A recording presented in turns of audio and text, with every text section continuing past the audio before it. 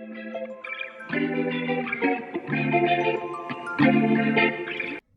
y'all, it's Katrina with Faith and Loops Crochet. Welcome back. And if you're new here, welcome. I like to go over different things that happen in my crochet journey. Today, what I'm going to go over is a market recap. This market recap is actually over my very first market of 2025. I did have a blast, and if you would like to see the inventory that I actually brought piece by piece, I did a 3-part series in my latest couple of videos. One of them I go over my $5 to $8 items, and then my next one in part 2 I'll go over my $10 to $20 items, and in part 3 I go over my $25 and over items.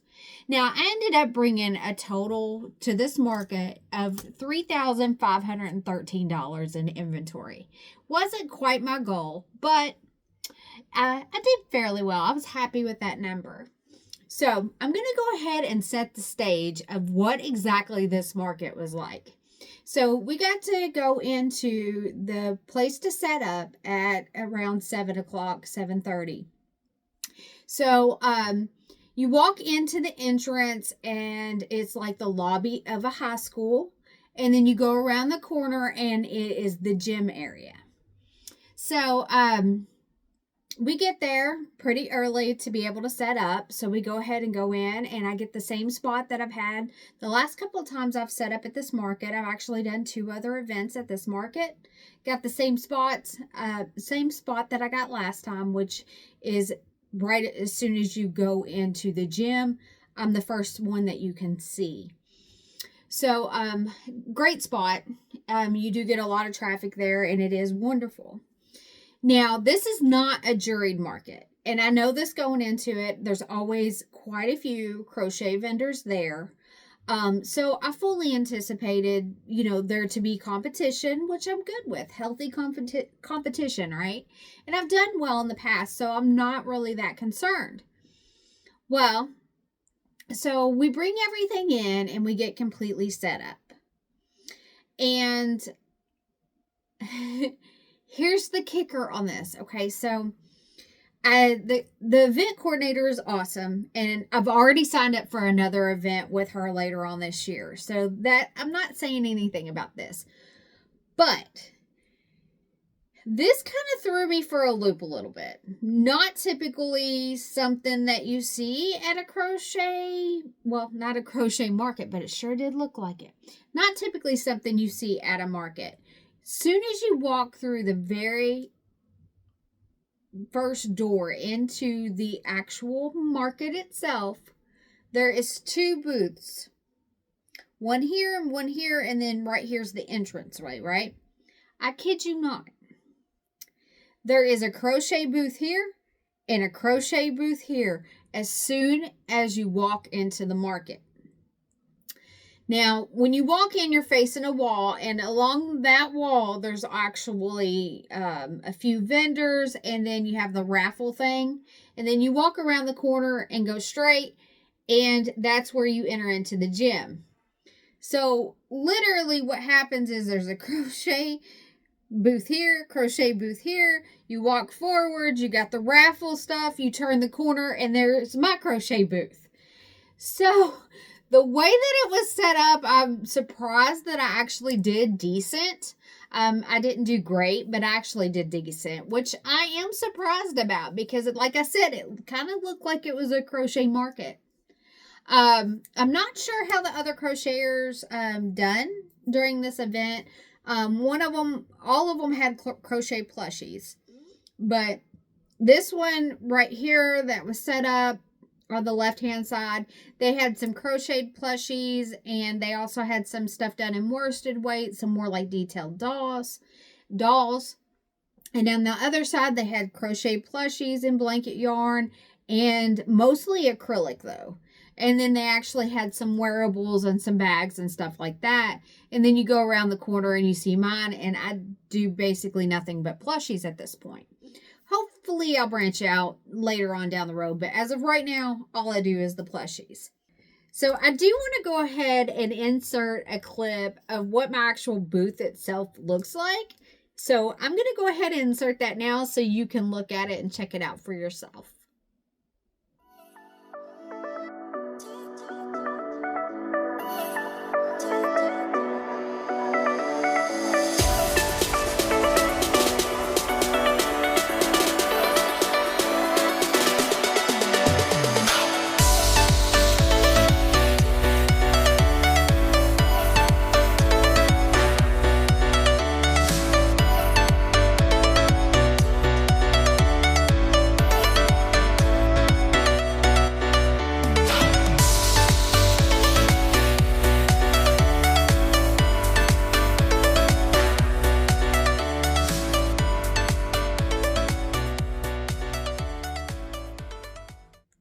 So you can see I pretty much set it up similar to what I've done in the past. If you've watched any of my other videos or seen any of my other pictures, the way that I like to set it up, you can actually walk through the booth. And I think when you have a corner spot, that does make a big difference, because instead of people just walking around your booth, they can actually like cut through your booth and get a little bit more up close and personal with all your items.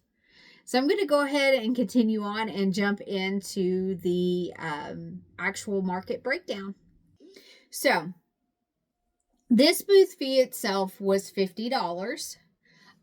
It had went up from the last year, which was okay. I kind of understand that it might go up. You know, I kind of figure some of them will be going up this year. But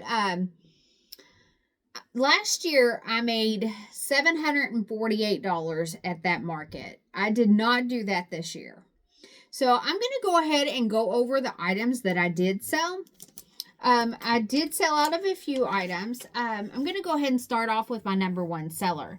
So my number one seller was keychains. Keychains normally do really well for me. I do them at $5 a piece. And I normally do fairly decent on those. I did sell a total of 5 of those. I do know that 2 of those were pickles. The rest of them I'm not sure about. I kind of just throw them in there and just make what I want of the keychains and see what I'm missing. But I know for a fact a lady bought 2 of the pickles. So I sold out of my chicken and eggs. So I only had 4 and I sold all 4 of them. I had those done in Sweet Snuggles Light and Chanel Home Slim, and I sold those for $10 and sold out of those. I had 6 spiders and I sold 3 of those, which I think is pretty awesome. I had 2 of the hot dogs and buns and I sold both of those, so I sold out of those as well. The mini aliens, this was the first time I brought these to market. So I had never tried those before. I had made 5 of those and I actually sold 2 of those. So I didn't think that was too bad. My mushy crushies. I had 5 of those and I sold 2. My small turtles, which I didn't get to capture in my videos because they were in a bag in the living room. I had 5 of those and I sold 2 of those. My mini chicks, which are one of my $5 items, I actually only sold 1 of those, which I was kind of surprised. I did have 10 of those. Thought they would do a little bit better, but they didn't. And that goes the same for the mini ducks. The mini ducks were also a $5 item I had. I had 4 of those, and I only sold 1 of those. The Mabel chickens. I have 2 different sizes in the Mabel chickens. One of them was done, some of them were done in the Sweet Snuggles variegated. And in some of the variegated, they're just a little bit smaller than the regular. And the size difference, them sitting right next to each other, I just didn't feel right charging the same price. So I did go down $1 in price. Just for like 2 or 3 of them in the variegated. So, because of that change in price, I did sell 1 of those that were at the $15 mark and 1 that was at the $14 mark. I had 3 of the $15 ones and 2 of the $14 ones. So, altogether, I sold 2 Mabel chickens. So, I had 5 jelly pops and I sold 1. I had 3 mini loaf cats that were a free pattern on Instagram. And I combined kind of like 2 free patterns, picking out what I wanted. They're the only loaf cats that have sold for me. So I had 3 of those and I sold 1 of those. It's not the standard pattern. That I just want to make sure you knew that. So the medium-sized turtle, which is a rose and lily pattern that I use, I had 2 of those and I sold 1. Now, the one that I sold was actually one of my very, very first, if not the first plushy yarn.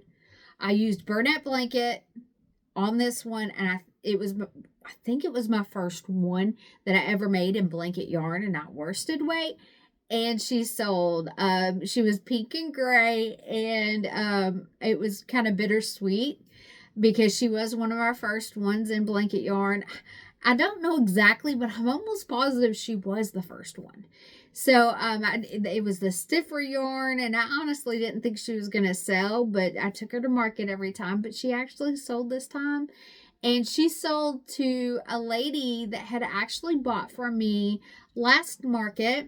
She bought one of the basses and one of the larger turtles that I do. And she actually recognized her. She said, I bought from you before. I bought a bass. And I remembered actually seeing the kids playing with the items last event. So she bought the turtle. And then she also bought my daughter's snake that she made. So that was part of my daughter's inventory as well. So I thought that was pretty cool that she ended up buying something for my daughter and then buying that plushie as well. So I thought that was pretty great. So this next item is one that does not sell for me. It really just does not sell well for me. So I had a vendor that was kind of like catty-cornered from me, and she had this absolutely darling t-shirt.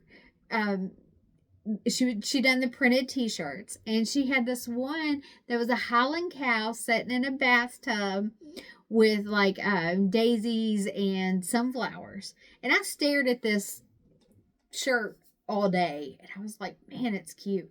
I had an opportunity to go around and look at some other t-shirt vendors and stuff like that were in the area where my booth was set up, and I was like, I stared at this thing all day. I checked out what everybody else had, and I even checked what other items she had, and I was like, that's it. I want that shirt.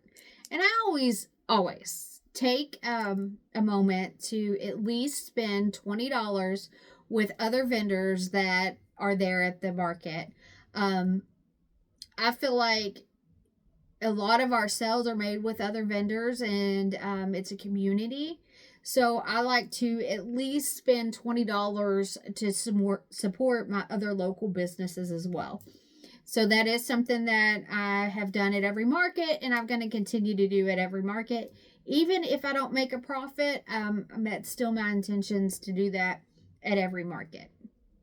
So I ended up buying that Highland cow. So as she's getting the shirt together,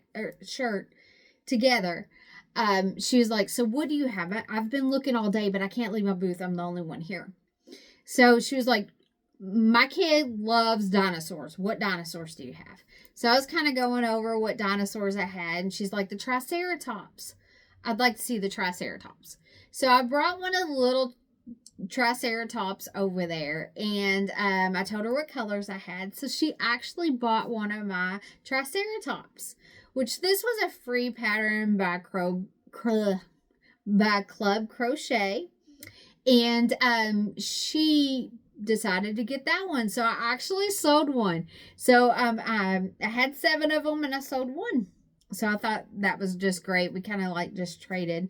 I should have gave her 2 plushes and got a free shirt, but you know. So moving on, I sold one of my large axolotls. It was actually one of the I think it was a yellow one.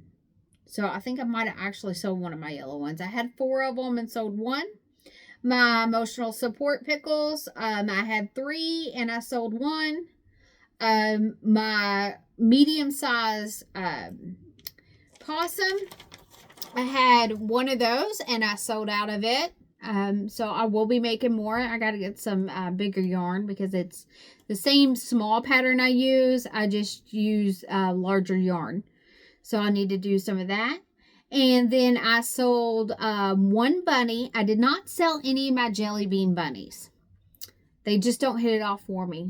But I did charge $10 for Stacy Makes Ginger, the bunny pattern. This lady was like, do you have any bunnies? So I showed her all the bunnies I had. And soon as she seen that Ginger, she grabbed it, held it, and it was hers. She fell in love with it. And I was like, well, we do have these. She's like, no. I was like, that one's it. She said yes. So she got Ginger. It was the only one I had. It was a pattern test that I did, and she took it home. So that was the only one I had of those. And then I had two of the Madeline Mako with items with baby safe eyes. I had one which is a cow pattern that her cow pattern, or Cassie the cow. And I bring one of those to every single market with baby safe eyes, and I've sold one at every market except for one market. So I sold out of it. And then I had a duck, her duck pattern that she has with baby safe eyes on it, and I sold it, and I only had the one. I had 4 of the dangly bananas. I had some that were smiling and some that were angry, and I sold one of those. I don't remember if it was the angry or the happy one. I had 6 chicken nuggets, and I sold one. I had I had 4 Tice the turtles, and I sold one of those. I had 3 of the dashboard ducks, and I sold one of those. I sold 1 cardinal, which is done by Stacy Makes as well, and 1 squirrel by Stacy Makes. I sold it and only had one. Okay, Crafty Kate's Bighorn Sheep. That was a pattern test I did, and I had this little boy come into my booth, and he walked around, and he was looking, and he stops and he stares because I had the Bighorn Sheep on the top. And he just stopped and stared at it. So I got up and I was like, do you want to see it? So I took it off the shelf and he held it, and he just kind of looked at me. He didn't say anything. He just shook his head the whole time. He didn't speak any words at all. And I was like, do you like it? And he's like, okay, well, I'm glad you like it. You know, I was talking about the horns and how you could hold it and everything. And he handed it back to me. So I put it back on the shelf. And I'd probably say maybe like 2-3 hours later, because this was earlier in the event, he comes back with his family, and all of them bought some, and he bought something, and he bought that sheep. So I thought it was pretty awesome, because this little boy apparently was a family member vending there. I don't know if it was the mom or whatnot, but apparently he had decided he wanted that sheep, and that's what he wanted, and that's what he was going to get, because the time span in between, they had to have been set up or something there.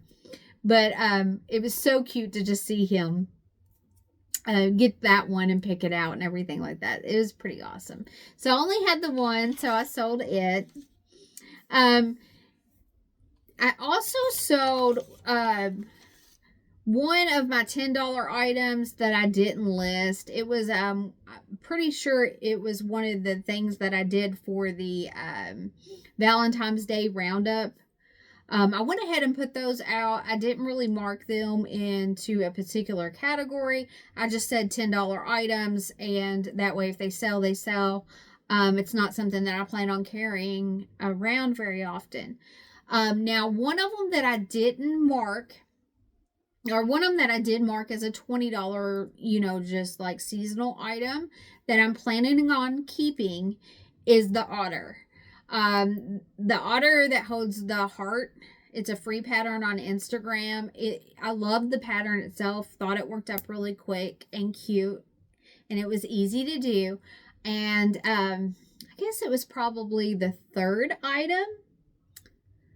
The third item I sold that day, it was right around there. a lady come up and says, "Do you have any otters?" I was like, "I have the one." She picked it up and she said it's perfect. My daughter loves otters and I'm getting it.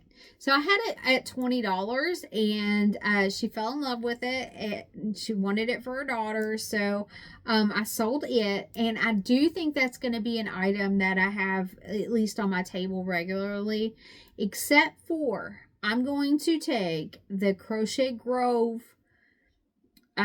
little fish that she has with one of her bear patterns, and I'm going to put it and see if it works with the otter holding it. So I'm kind of excited to play around with that. I'm going to do that during my market prep. So be on the lookout for that, because I'm definitely going to be trying that soon. It is one of my items on my list. So like I said, I didn't do as well with this market as I did last market, which I kind of anticipated not doing as well. Everything's went up so much since that time. And I mean, even the price of eggs and everything has went up significantly. So I didn't really expect to make as much. Plus, I think last year was a little bit closer to actual Easter. So I'm happy with what I've done. So I'm going to go ahead and run over these numbers with you. So I had a total of 309 items, and I actually sold 45 items. So I think that's pretty good. It ended up being about 15% of my item count that I sold. So I think that was really good. I kind of normally try to have a goal of 350 items or 250 items. This time I ended up with 309. Normally I would have done at least one to have an even number, but it didn't work out that way. So, I ended up, let's see. Okay. I'll go ahead and break it down this way. So, I ended up making $506.80. So, 286 of that was in cash. $96.14 was in Venmo, and Square was $130.18. I had no PayPal, and I do not offer Cash App or Zelle. So, the total fees that came out of that, in the Venmo fees and the Square fees and taxes included, was $5.52.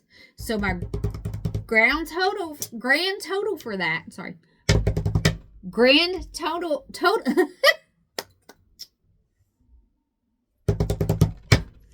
my grand total for that was $506.80. And $16 of that was my daughter's inventory. She sold a couple of stickers, and she sold the $15 snake. So I actually ended up selling about 15% of my inventory as far as cash value of my inventory.